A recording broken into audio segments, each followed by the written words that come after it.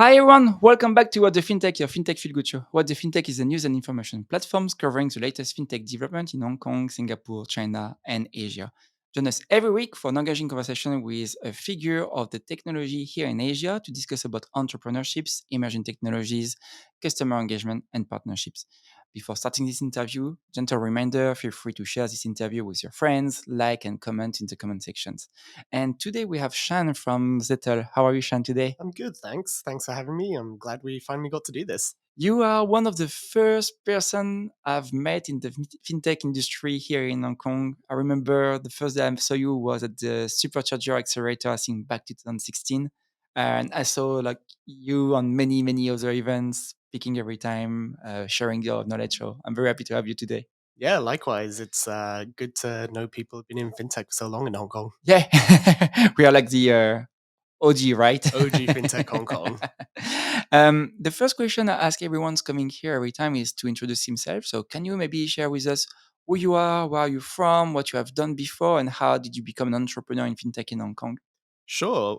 So I'm from the UK originally, but I grew up in Asia. So between Tokyo, a bit of Singapore, and a fair bit in Hong Kong as well. So I've been in Hong Kong for a long time. I started my career here as well, working originally in traditional finance. So I worked in banks and hedge funds before actually moving into fintech. Mhm. So I've been in fintech for about, like we were saying, 8 years or so now, working on various ventures in the region, also across sort of Tokyo, Singapore, and Hong Kong. My life seems to revolve around these three cities. And yeah, I've been running Zettle now for the last coming up to 5 years in Hong Kong and Singapore. That's kind of my journey in fintech.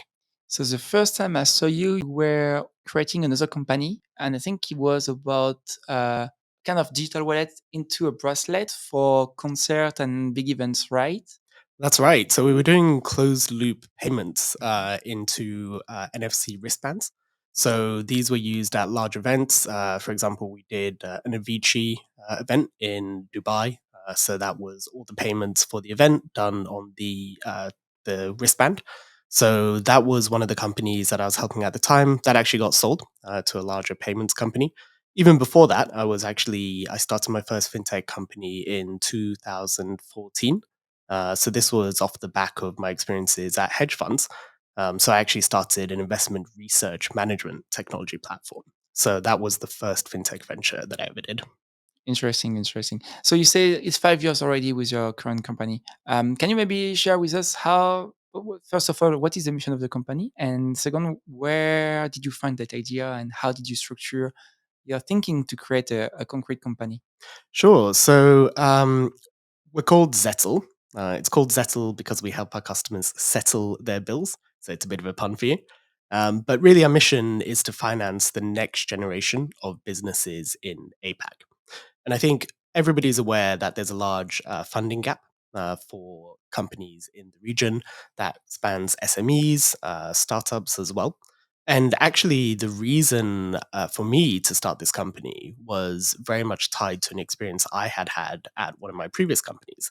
So this was the investment research platform that I had before. That company we managed to grow it to a team of 10 people. We built a lot of product out. We actually started getting a few large contracts from a couple of large asset management firms, an insurance company. And of course, these were very large contracts, right? So for a startup, obviously, we're very underfunded, cash flow is always under pressure.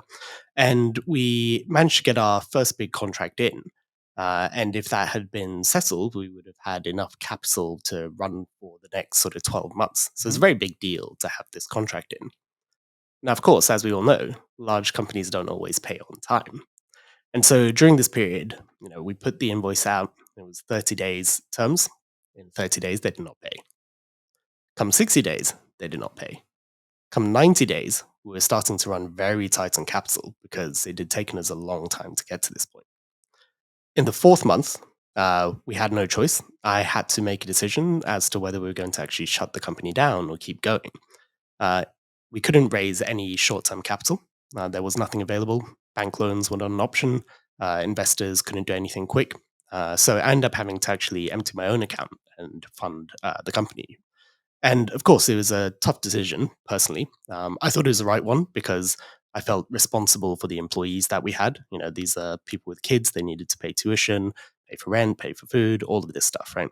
So I do think it was the right thing to do, but it was personally quite devastating to have to do this, right? So ultimately, I had to leave the company in order to actually recover my own situation.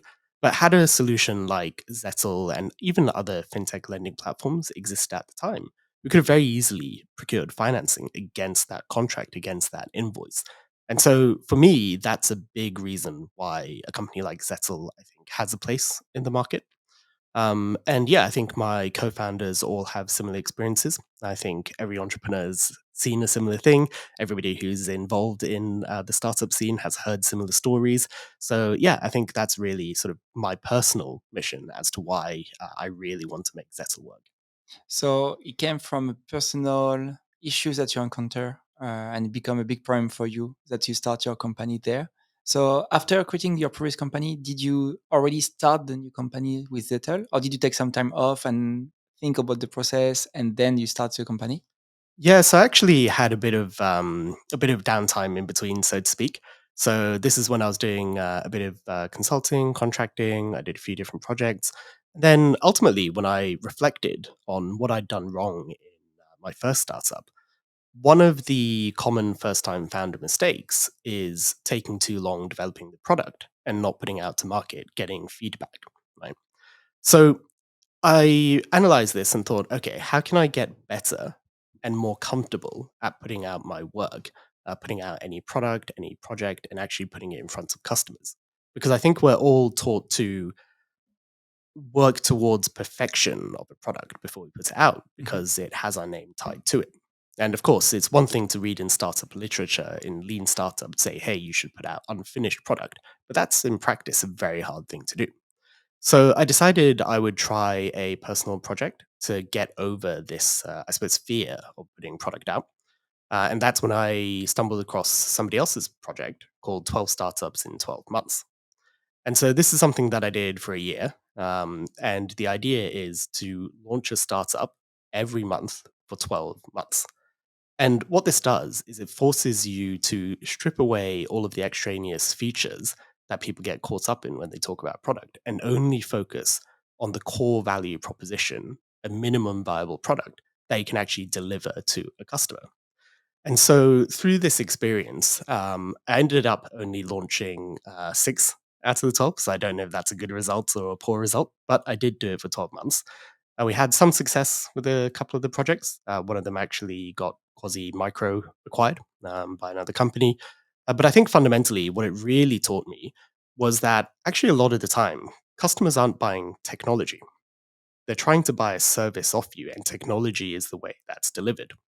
And this actually translated directly into how we ended up launching Zettle, because at the beginning, we thought through it a lot. And ultimately, people aren't buying a technology, they are buying essentially money from us. They want to receive funds, and that is the product that we're selling.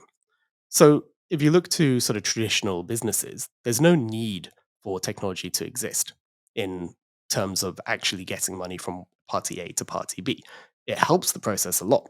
So, how did that affect the way we started? Well, when we started, we actually went around and launched it entirely manually because we thought if this product set actually helps people, then they don't mind a manual process. And then if they start using our product, then we can use technology to actually improve the process. And that's exactly how we launched. Okay, perfect. So the story of the six startups in 12 months is already a big achievement, I will say. I didn't see a lot of entrepreneurs doing this before. So thank you for sharing this story. And okay, I can reflect a lot on your story about like doing everything manually at the start. This is your MVP or POC, and then you start to acquire customers, if I understand correctly, and you start to develop the technology. That's how you did That's it. right. And so, which kind of company are you targeting? Mostly startups, mostly SMEs, any kind of industry? Yeah, so this actually changed quite a lot. So when we launched the business, we were actually very focused on one particular product, which is invoice financing. So this was the product that I could have used back in my previous startup. But actually, the industry we're focused on was the recruitment staffing industry. And the reason we did that was twofold. One is niching down to a customer set that is we can deliver a product that's more tailored and suitable for. It allowed us to focus our acquisition. It allowed us to focus our marketing. It allowed us to focus on our processes to really build an amazing product for that customer set. And the second reason, quite frankly, is one of my co-founders actually comes from a recruitment background. So he already had the network there, and that really helped us get off the ground much faster. Now, of course, we soon branched out of that, um, and that was really led by market demand. We saw a lot more demand from other types of companies coming in. Yeah, so now we actually finance a wide variety of companies. So we finance a lot of retail companies. We've done some e-commerce, some trade, import, export companies, a really wide variety. And as we're scaling, it really is market led where the demand comes from. So you mentioned about the iteration and the feedback from the market. Is it something you already implement in your company at the first launch of your product and working with your customers? And are you still doing it right now? Yeah, absolutely. So it was a big part of how we launched, where obviously all the founders were doing all of the sales. So we were speaking very closely with the customers, trying to understand what their needs were.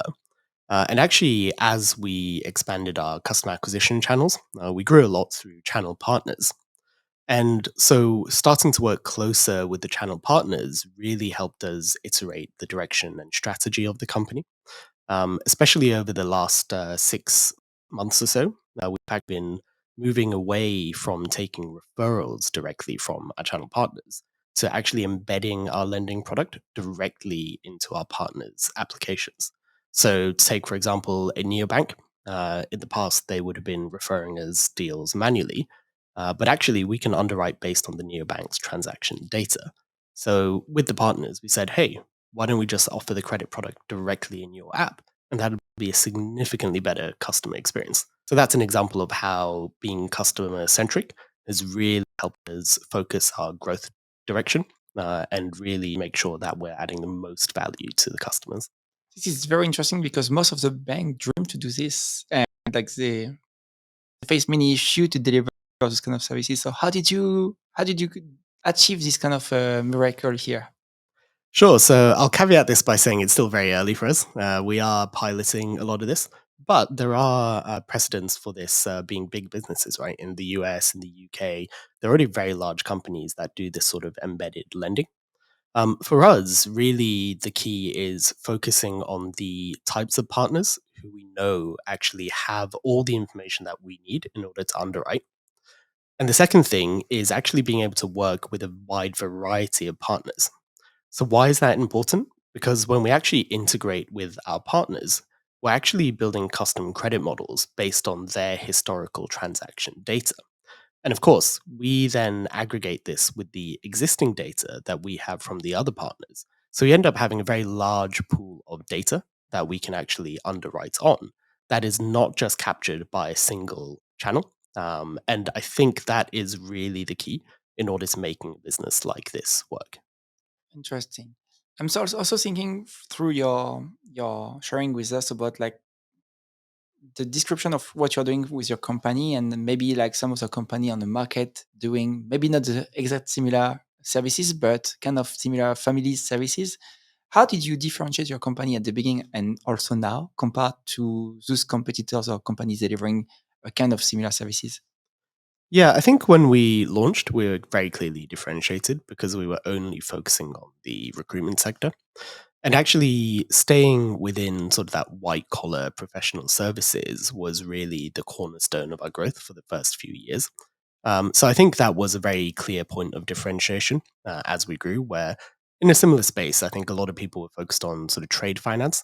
So cross border import export.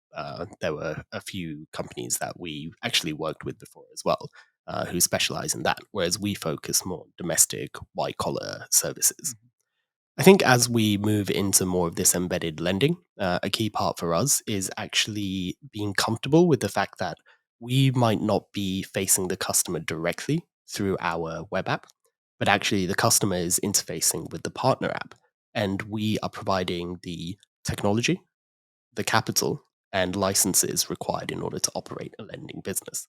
So I think fundamentally the nature of the business changes a little bit because we're now working a lot more closely with these channel partners. And I think that is a key point of differentiation as well, as opposed to underwriting based on the partner's information that the clients give us.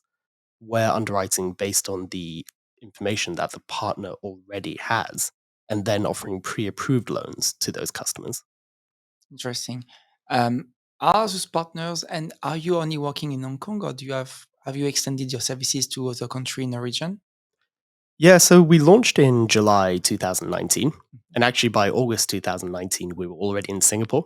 Okay. And part of the reason for that is when we were actually planning out a lot of the business in late 2018, I was living in Singapore, and one of our co founders is in Singapore as well.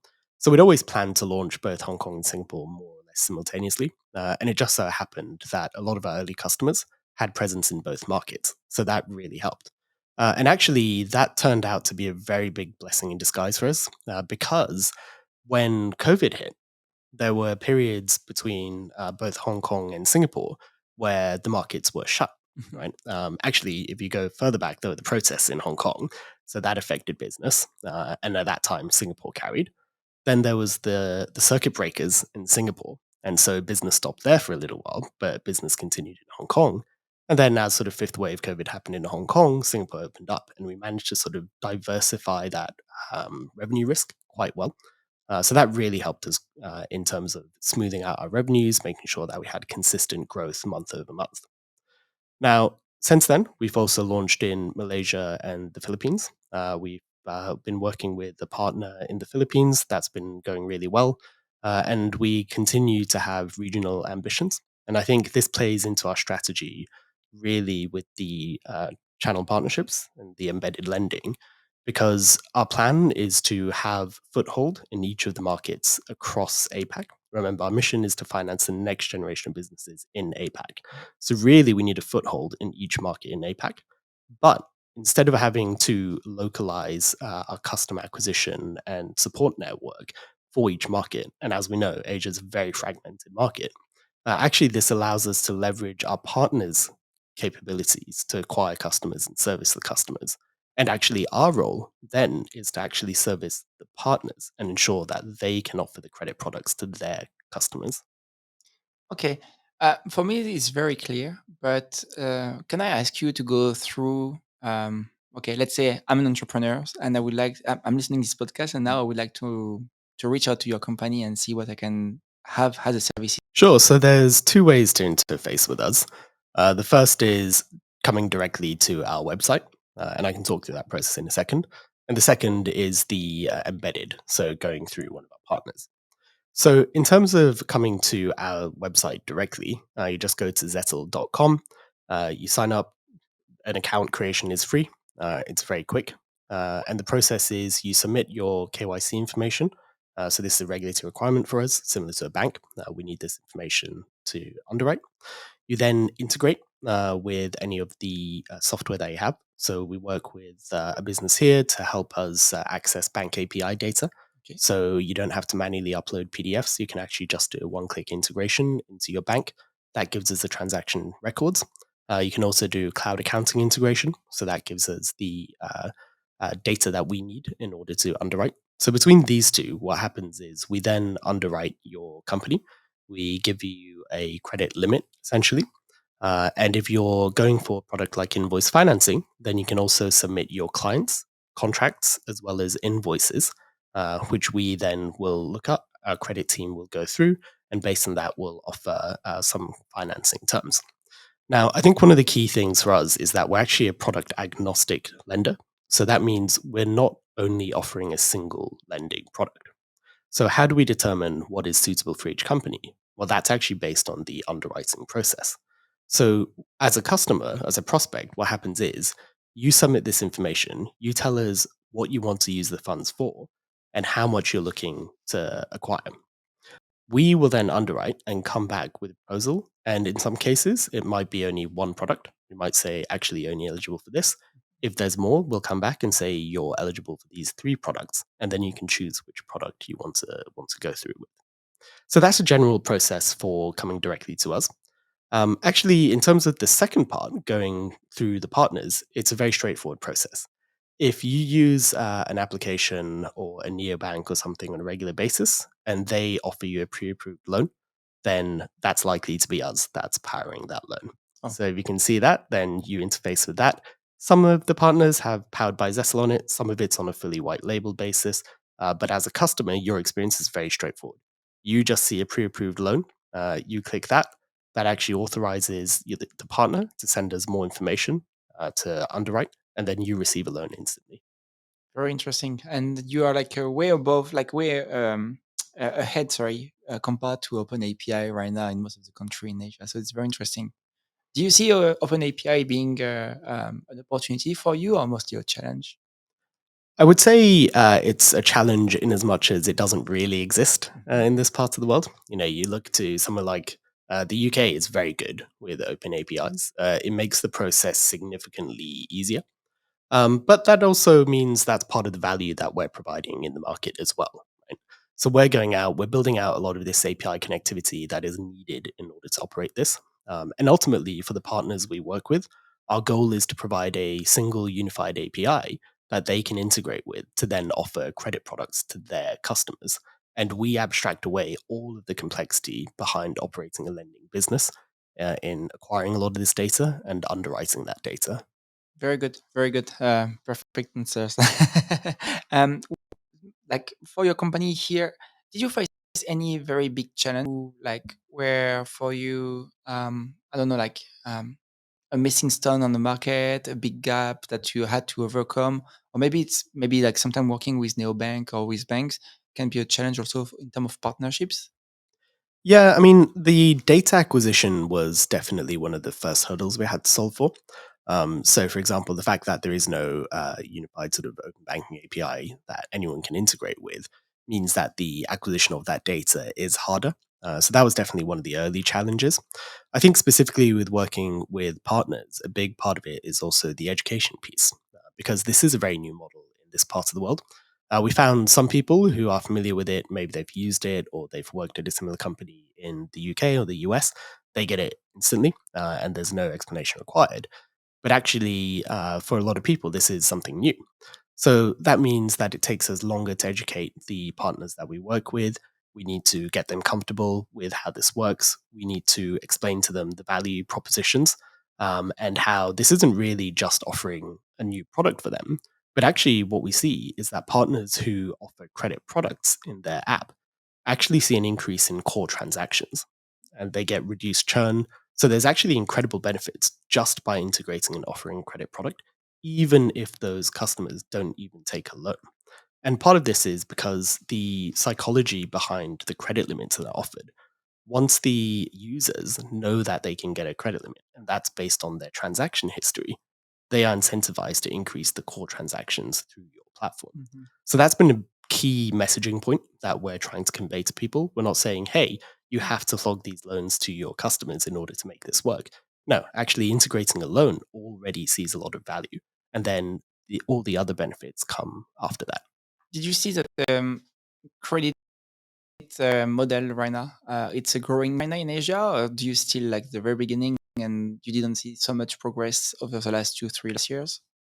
I think credit model innovation is quite overhyped, I would say. I think when we look to how the lending businesses work, the credit model is an important piece, but it's only one piece. There are a lot of other complicated parts to running a lending business. For example, how do you secure the assets? How do you collect? How do you actually verify a lot of this information? The data is correct. All of these are actually equally important in many regards. So I think an overemphasis on credit models is dangerous. I think, you know, I've spoken to investors before who get enamored by sort of heavy data science backed credit models. And they are fantastic. And obviously, we utilize similar technologies in our own company, but it's not the be all end all. Do you think that there is a fierce competition between banks right now for this kind of product and company like yours? I don't see particularly this being a heavy point of competition. I do know some banks are starting to look at this sort of model.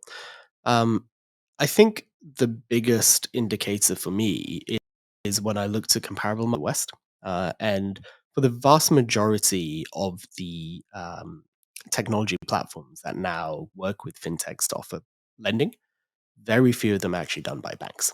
There are a couple of sort of tech forward banks that have managed to successfully do this, but actually the model that works in the West is that the banks partner with the fintech to Mhm. provide the capital.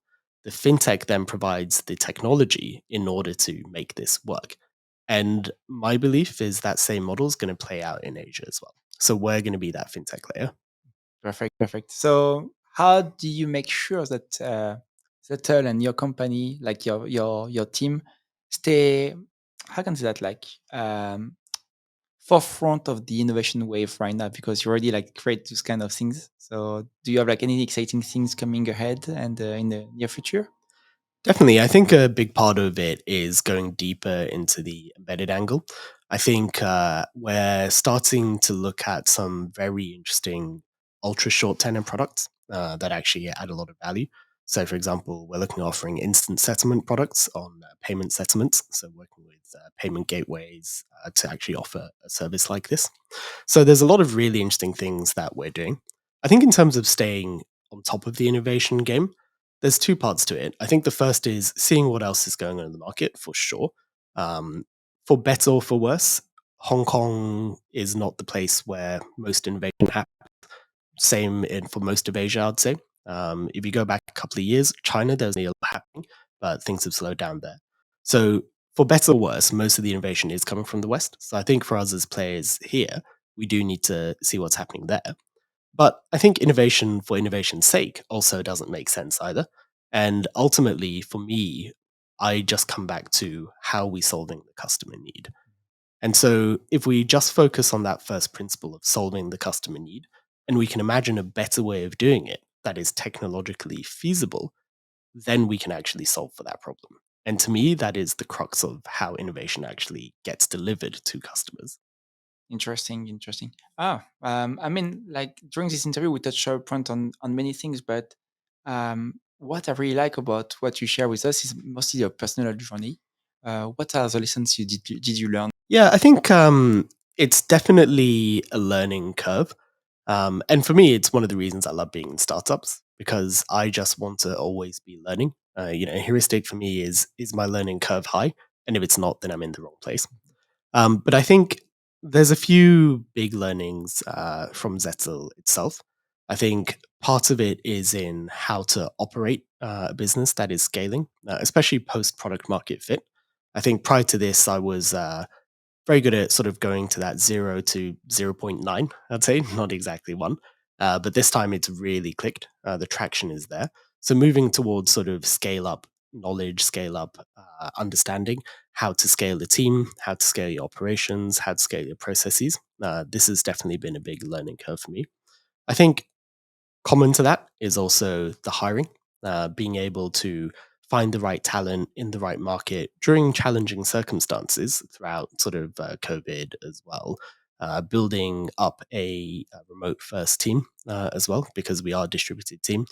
We actually started distributed pre-COVID, but actually COVID just sort of helped that. We've got offices in Hong Kong and Singapore, but still everybody operates on a fairly distributed basis. So these were all challenges that we had to learn to operate on. And I think a big part of it is actually just that hiring process, making sure that we went through that a few times, learned the best way to do it, to be systematic about it, knowing what works and what doesn't work. And more specifically, I'd say what works and what doesn't work for our business as well. Because what worked for my previous business doesn't work for this business. And I'm sure won't work for any business I do in the future. And how big is your team right now, and where is based? Because you mentioned Hong Kong and Singapore, but you also mentioned Philippines and Malaysia. So do you have also teams there? That's right. We've also got teams in Indonesia, and actually our CTO's in Portugal. So Okay. we have a very distributed team. We're just shy of 20 at the moment.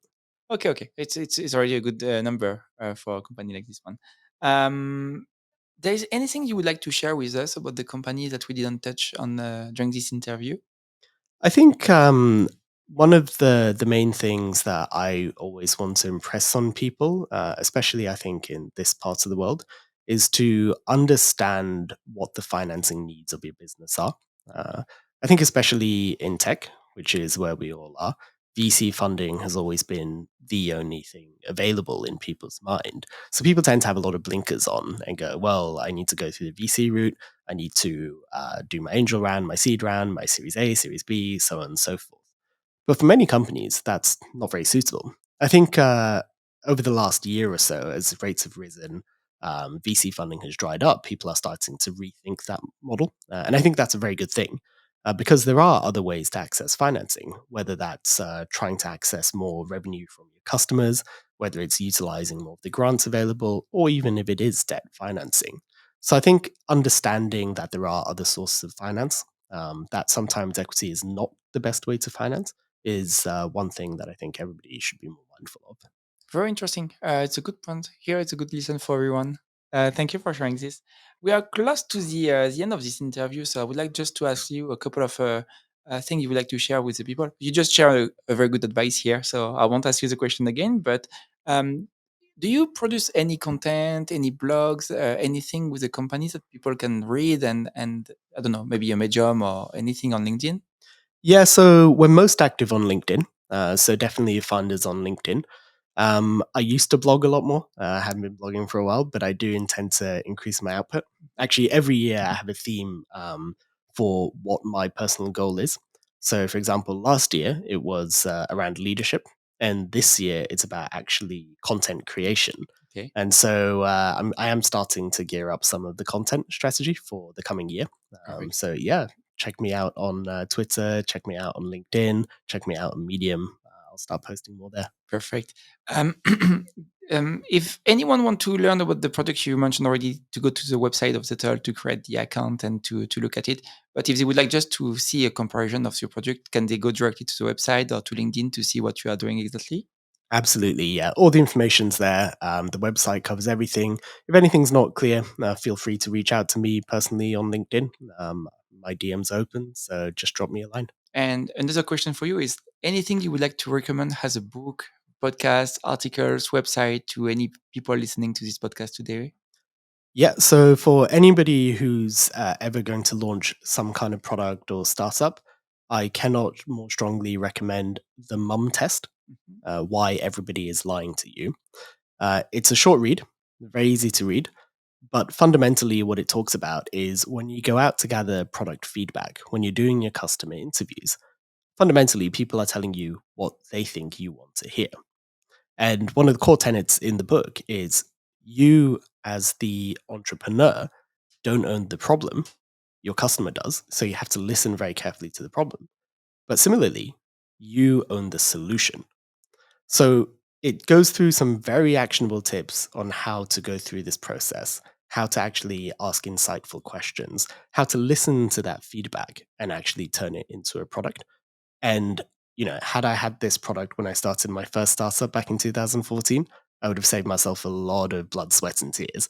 So, to anyone launching any kind of product, strongly recommend reading this book. It will tell you what you're likely to make a mistake on if you've never done it before.